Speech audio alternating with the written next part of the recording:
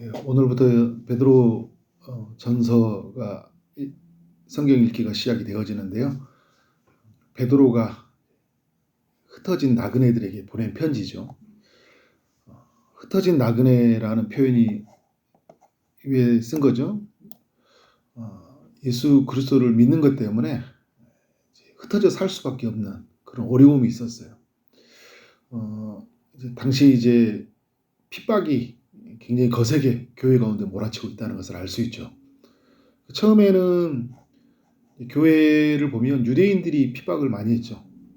헤롯 가문들.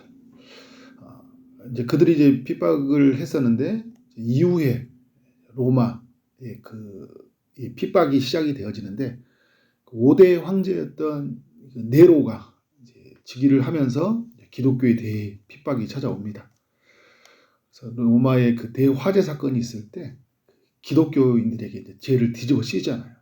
그 이후로부터 정말 엄청난 박해가 찾아옵니다.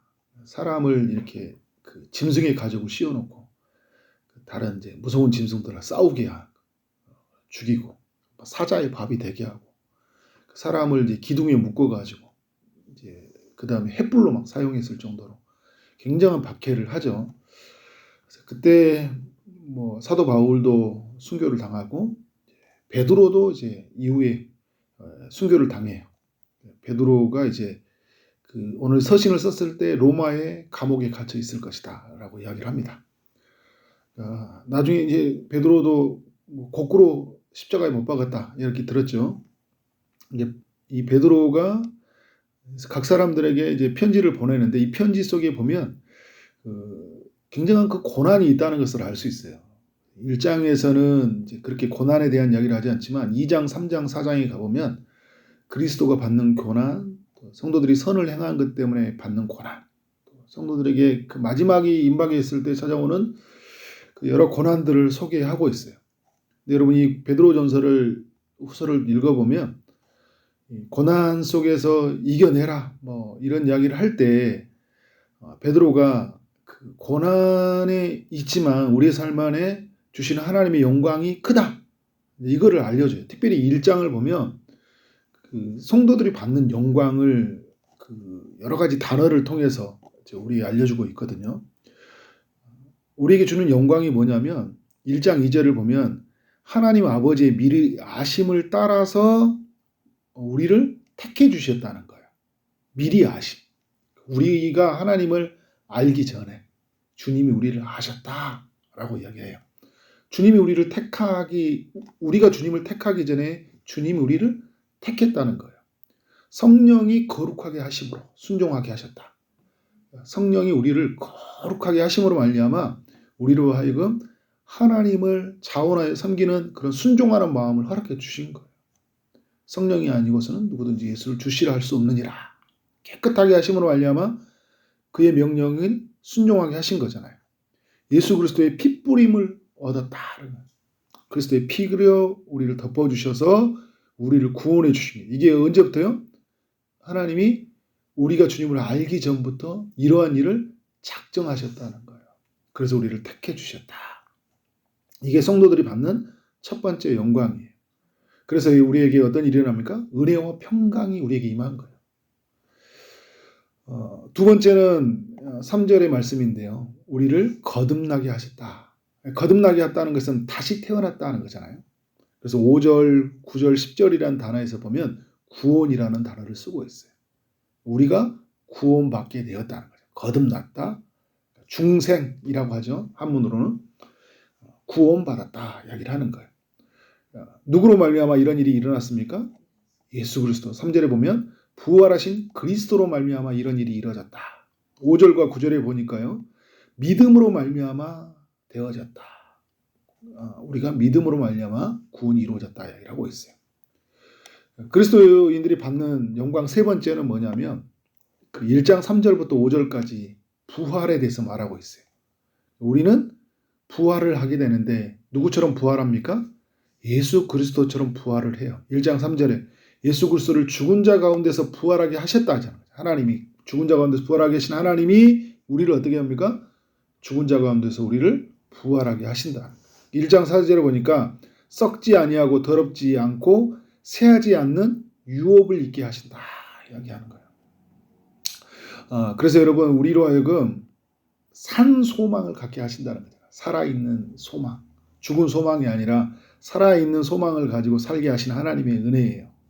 근데 이게 이런 은혜를 1장 4절에 저는 하반절을 보면서 굉장히 큰 은혜가 된 게 뭐냐면 너희를 위하여 하늘에 간직하신 것이라 얘기를 하는 거예요.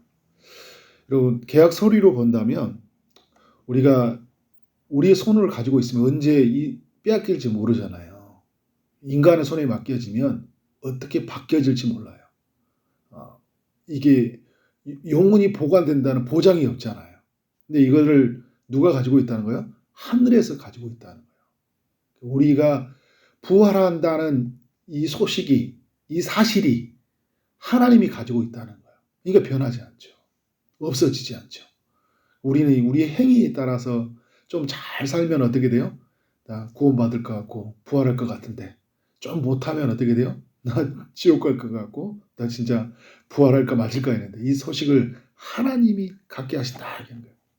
유업을 잊게 하시는데 우리를 위해서 하늘에서 간직하셨다. 1장 5절에 보니까 우리의 구원과 우리의 부활이요 하나님의 능력으로 보호하심을 받았다 얘기하는 거예요. 그의 능력 가운데 보호하심을 받았다. 우리의 구원이 부활이 확실하다는 거예요. 이 영광을 누리게 된다는 거예요. 자, 그리스도인들이 받을 영광의 네 번째는 7절 말씀인데요. 어떤 일입니까? 예수님이 재림하실 때 칭찬과 영광과 존귀를 얻게 될 것이다. 사도 바울이 의의 면류관이 예비되어 있다고 이야기를 하잖아요. 디모데 후서에서 우리에게 우리 이제 그리스도 만나 부활의 영광을 입는 그때에 착하고 충성된 종아 잘하였다. 우리의 눈물을 닦아주시면서 칭찬해 주시고 그 영광의 면류관을 씌워주시고 존귀를 얻게 해주신다. 이게 그리스도인들이 받는 영광이죠. 7절부터 9절까지는 우리가 어떻게 이런 영광을 얻게 되었는지를 말해주고 있어요. 5절도 말하고 있죠. 아까도 제가 말씀드린 것처럼 누구를 믿는 것 때문에 이런 일이 일어난 겁니까? 예수를 믿는 것 때문에 이런 영광이 이루어진 거예요. 7절은 우리의 믿음을 금보다 더 귀하다 이야기를 하고 있어요. 금보다 더 귀하다. 불로 연단하여도 없어질 금보다 더 귀하다. 8절은 왜 귀한지를 보여주고 있어요. 우리의 믿음이. 왜냐하면 예수님을 보지 못했는데도 우리가 예수님을 무엇하고 있어요? 사랑하잖아요. 여러분 예수님 안 봤잖아요. 근데 우리는 믿음으로 봤어요. 근데 그 예수님을 사랑하잖아요. 보지 못했는데 말할 수 없는 영광스러운 즐거움으로 기뻐해요. 그게 여러분 믿음이잖아요. 우리가 그 주님을 보지 못했는데 살아계심을 믿고 그 영광을 우리가 다 보지 못했는데 어떻게 하는 거예요? 영광이 우리에게 있음을 우리가 믿잖아요. 그래서 이 믿음이 무엇에 이르게 됐냐? 9절에 보니까 믿음의 결국 곧 영혼의 구원을 받음이라. 그래서 우리가 구원을 무엇으로 이루어진 거예요? 믿음으로 말미암아 이루어지는 거예요. 하나님의 영광은 무엇으로 우리가 누리는 거예요? 믿음으로 말미암아 이루어지는 거예요. 우리 행위가 아니에요. 믿음으로 말미암아 이루어지는 거예요. 자, 근데 여러분 우리가 믿음으로 말미암아 되어졌을 때 꼭 기억해야 될 것이 있어요. 에베소서 2장 8절 말씀과 꼭 기억해야 돼요. 연결해서. 너희가 그 은혜에 의하여 믿음으로 말미암아. 믿음이라는 것은 하나님 우리에게 주신 선물인데 그건 수단이에요. 뭐가 전제가 돼 있어요? 은혜에 의하여. 하나님이 은혜로 말미암아 우리를 구원하셨다는 거예요. 근데 오늘 여러분 제가 처음에도 말한 것처럼 하나님의 은혜가 뭐예요? 우리가 주님을 알기 전에 주님이 우리를 미리 아셨다는 거예요. 주님이 우리를 택해 주셨다는 이게 은혜잖아요. 그러니까 우리가 어떤 선을 행할 만한 그리고 우리가 구원받을 만한 어떤 것이 있어서 우리를 미리 정하신 것이 아니라 우리가 하나님 앞에서 정말 말도 안 되는 죄를 짓고 살아가는 죄인 중에 괴수인지 아심에도 불구하고 어떻게 해요? 우리를 구원하셨다는 거예요. 이게 은혜죠. 그래서 우리에게 그 은혜로 구원하시기를 정하신 하나님이 믿음이라는 것을 우리에게 선물해 주셔서 그 믿음으로 말미암아 우리가 구원을 얻게 하신 거예요. 그러니까 우리는 하나님 앞에서 어떻게 돼요? 감사할 수밖에 없는 거예요. 오늘 말씀에도 보면 18절과 19절을 보니까 우리가 헛된 행실에서 대속을 받았다고 하죠. 우리가 속죄함을 받았어요. 대신 속죄양, 대속이라는 것은 대신 속량해 주셨다는 거잖아요. 근데 이게 뭘로 됐다는 거예요? 은이나 금같이 없어질 것이 아니라 흠없고 점없는 어린 양 같은 그리스도의 보배로운 피로 되었다는 거잖아요. 그러니까 우리의 죄를 없앤 게 아니라 그리스도가 피를 흘려주심으로 말미암아 죄의 값을 대신 갚아주심으로 말미암아 우리가 죄 용서함을 받았다는 거예요. 이게 하나님의 은혜죠. 근데 20절에 보니까 그는 예수님이에요. 창세 전부터 미리 알리신 바 되었다. 그러니까 이 세상이 생겨나기 전부터 예수님이 이것을 미리 작정하셨다는 거예요. 우리를 위해서 대신 죽으시기로 작정하신 거예요. 이게 놀라운 은혜죠. 이걸 생각할 때마다. 23절과 25절에서 말씀을 하고 있잖아요. 복음을 말씀으로 알려줬는데 우리에게 이 말씀은 뭐냐면 우리를 거듭나게 한다 이야기하고 있어요. 23절. 우리가 거듭난 것은 썩어질 씨로 된 것이 아니라 썩지 아니할 씨로 된 것이니 살아있고 항상 있는 하나님의 말씀으로 되었느니라.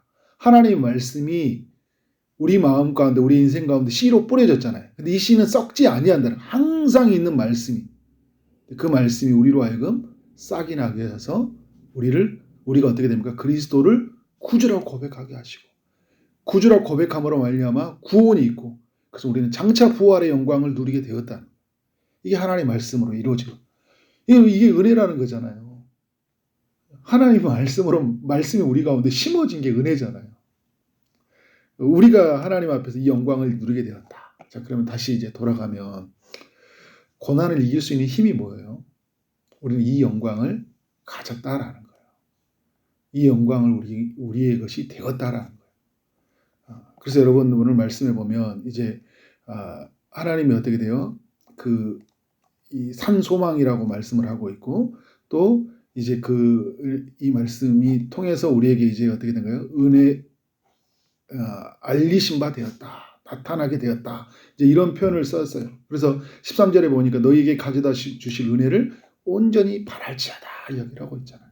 그러니까 우리가 이제 살아가는 동안 수없이 많은 찾아오는 고난이 있고 아픔이 있지만 그리스도가 믿는 것 때문에 그런데 하나님께서 주실 그 은혜를 온전히 바라면서 살아간다면 고난을 이길 수 있는 힘이 있다. 베드로는 이 영광이 있기 때문에 어떻게 해요? 은혜로 말미암아 주어지는 이 영광이 있기 때문에 지금의 고난을 이길 수 있고 십자가에 거꾸로 들으는 그 고난이 있지만 부활을 주신 그 영광이 너무나 크기 때문에 기꺼이 고난의 한복판에 가서 예수를 부인하지 않고 믿음의 길을 걸어갈 수 있었던 것이죠. 오늘 우리 안에 삶 안에서 이러한 은혜가 있기를 원합니다. 예수 믿는 것 때문에 찾아오는 고난을 이겨내기를 바랍니다. 장차 찾아올 영광을 오늘로 가지고 와서 일터 속에서 가정 속에서 삶 속에서 그 영광을 충만하게 누리기를 주님 이름으로 축원합니다. 아멘. 기도하도록 하겠습니다. 하나님 아버지 베드로전서의 말씀을 묵상하게 하시니 감사합니다.